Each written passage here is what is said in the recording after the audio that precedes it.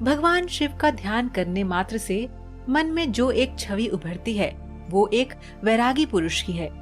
इनके एक हाथ में त्रिशूल, दूसरे हाथ में डमरू, गले में सर्प माला, सिर पर त्रिपुंड चंदन लगा हुआ है, माथे पर अंध्रचंद्र और सिर पर जटाजूट जिससे गंगा की धारा बह रही है। थोड़ा ध्यान गहरा होने पर इनके साथ इनका वाहन नंदी भी नजर आता है। कहने का मतलब है कि शिव के साथ ये 7 चीजें जुड़ी हुई हैं। आप दुनिया में कहीं भी चले जाइए, आपको शिवालय में शिव के साथ ये 7 चीजें जरूर दिखाई देंगी। तो आइए जाने कि शिव के साथ इनका संबंध कैसे बना, यानी कि ये शिव जी से कैसे जुड़े। क्या ये शिव के साथ ही प्रकट हुए थे या अलग अलग घटनाओं के साथ ये भगवान शिव से जुड़ते चले गए? आइए इसके बारे में विस्तार से जानते हैं आज की वीडियो में। स्वागत है दोस्तों आपका हमारे चैनल समय चक्र में। शिव जी का त्रिशूल। भगवान शिव सर्वश्रेष्ठ सभी प्रकार के अस्त्र शस्त्रों के ज्ञाता हैं, लेकिन पौराणिक कथाओं में इनके 2 प्रमुख अस्त्रों का जिक्र आता है, एक धनुष और दूसरा त्रिशूल। त्रिपुरासुर का वध और अर्जुन का मान भंग, ये 2 ऐसी घटनाएं हैं जहां शिव जी ने अपनी धनुर्विद्या का प्रदर्शन किया था, जबकि त्रिशूल का प्रयोग शिव जी ने कई बार किया है। त्रिशूल से शिव जी ने शंखचूर का वध किया था, इसी से गणेश जी का सिर काटा था, और वाराह अवतार में मोह के जाल में फंसे विष्णु जी का मोह भंग कर वैकुंठ जाने के लिए विवश किया था। भगवान शिव के धनुष के बारे में तो ये कथा है कि इसका आविष्कार स्वयं शिव जी ने ही किया था, लेकिन त्रिशूल कैसे इनके पास आया, इससे संबंधित कोई कथा नहीं है। माना जाता है कि सृष्टि के आरंभ में ब्रह्मनाथ से जब शिव प्रकट हुए तो साथ ही रज, तम, सत ये तीनों गुण भी प्रकट हुए। यही तीनों गुण शिव जी के 3 शूल यानी त्रिशूल बने। इनके बीच सामंजस्य बनाए बगैर सृष्टि का संचालन कठिन था, इसीलिए सृष्टि ने त्रिशूल रूप में इन तीनों गुणों को अपने हाथों में धारण किया। शिव जी का डमरू। भगवान शिव को संहारकर्ता के रूप में वेदों और पुराणों में बताया गया है, जबकि शिव का नटराज रूप ठीक इसके विपरीत है।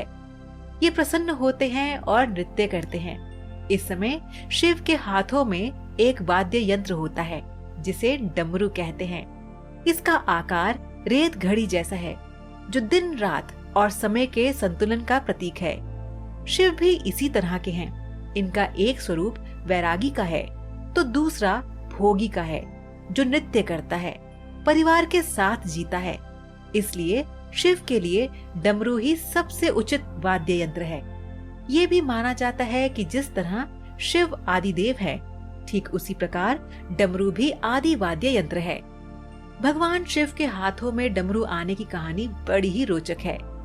सृष्टि के आरंभ में जब देवी सरस्वती प्रकट हुई, तब देवी ने अपनी वीणा के स्वर से सृष्टि में ध्वनि को जन्म दिया, लेकिन ये ध्वनि सुर और संगीत विहीन थी।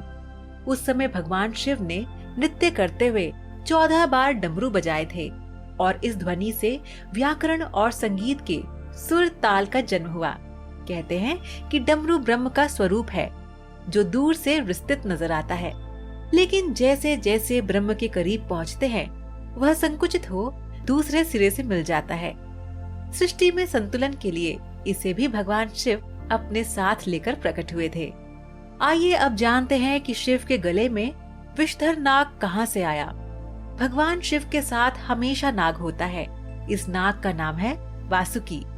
इस नाग के बारे में पुराणों में बताया गया है कि ये नागों के राजा हैं और नागलोक पर इनका शासन है।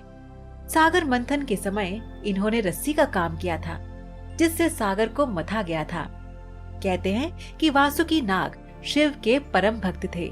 इनकी भक्ति से प्रसन्न होकर शिव जी ने इन्हें नागलोक का राजा बना दिया और साथ ही अपने गले में आभूषण की भांति लिपटे रहने का वरदान दिया।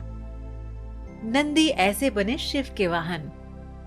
नंदी के बारे में पुराणों में जो कथा मिलती है, उसके अनुसार नंदी और शिव वास्तव में एक ही हैं। शिव ने ही नंदी रूप में जन्म लिया था। कथा है कि शिलात नाम के ऋषि मोह माया से मुक्त होकर तपस्या में लीन हो गए। इससे इनके पूर्वज और पितरों को चिंता हुई कि इनका वंश समाप्त हो जाएगा। पितरों की सलाह पर शिलाद ने शिव जी की तपस्या करके एक अमर पुत्र को प्राप्त किया था, जो नंदी नाम से जाना गया। शिव का अंश होने के कारण नंदी शिव के करीब रहना चाहता था। शिव जी की तपस्या से नंदी शिव के गणों में प्रमुख हुए और वृषभ रूप में यानी के बैल के रूप में भगवान शिव का वाहन बनने का सौभाग्य प्राप्त किया।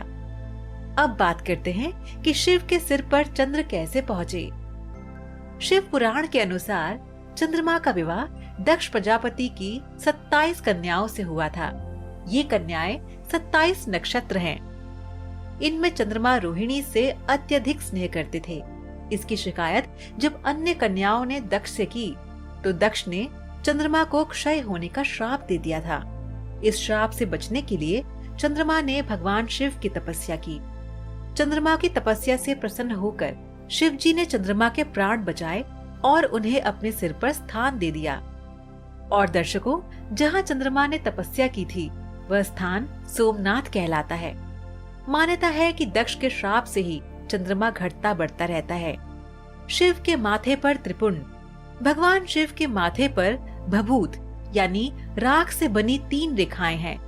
माना जाता है कि ये तीनों लोकों का प्रतीक है। इसे रज, तम और सत गुणों का भी प्रतीक माना जाता है। लेकिन शिव के माथे पर भभूत की ये 3 रेखाएं कैसे आईं, इसकी बड़ी रोचक कथा है। पुराणों के अनुसार दक्ष प्रजापति के यज्ञ कुंड में सती के आत्मदाह करने के बाद भगवान शिव ने उग्र रूप धारण कर लिया और सती की देह को कंधे पर लेकर त्रिलोक में हाहाकार मचाने लगे।